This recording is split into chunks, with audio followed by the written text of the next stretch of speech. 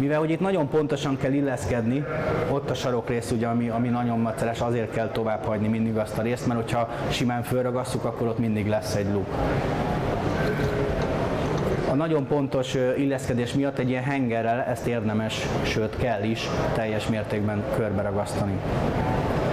Mint ahogy ott látjuk a képen, ott a Sándor pont megállt, ott ugye a szerelővas és a fólia találkozásánál ott nem tökéletes a kapcsolat. Ugye ezt nem lehet így áthidalni, tehát olyan szépen nem lehet a fóliát rakni, hogy az ott jó legyen, ezért erre külön szilikon tömítés létezik, ami az ilyen pontokat ugye mindenképpen ki kell tölteni, mert bár ez nem nagy hiba, de nagyon sok helyen előfordul, és a sok kicsiből egy olyan hiba lesz, ami esetleg a blower door teszten már elő fogja, vagy ki fogja mutatni a gép. Jó. Oké. Hogyha ez megvan, akkor felakasszuk a szárnyakat. És akkor most meg tudjuk nézni oldalról, majd mindjárt meglátjuk, hogy is épül föl az egész oldalról, be tudná így menni oda.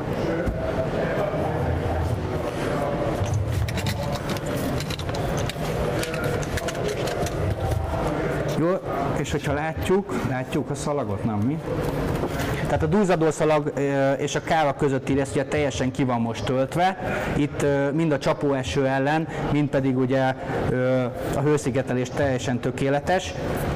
Az ablak és a fal között ugye a púrhab szigetelés megtörtént, és ugye ami nagyon fontos, a párazáró szalag, ugye, hogyha valamikor is nedvesség kerül esetleg a fal és a nyílászáró közé, akkor semmiképpen ne befele törjön, hanem ez a fólia mindenképpen megakadályozza, és ne felejtsük el, ugye, hogy a duzzadó szalag az pedig átengedi. Tehát mindenképpen kiengedi, hogy ne maradjon a fal és a nyílászáró között nedvesség. Ez azért lényeges, mert a púrhab az egy nagyon-nagyon jó hőszigetelő anyag mindaddig, amíg nem kap nedvességet.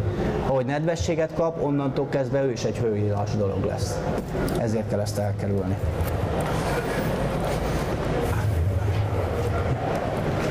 Jó.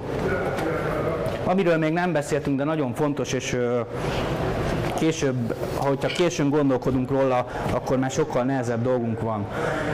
Ugye a passzív fáznál nagyon lényeges a fekvése a háznak, és ugye mindig nyerni akarjuk a szoláris energiát, mert az ingyen van, és azt mi szeretjük.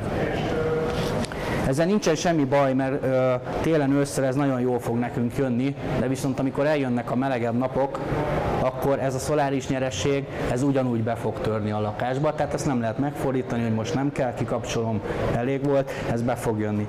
Ez semmi mással nem lehet orvosolni, mint kizárólag külső árnyékolóval.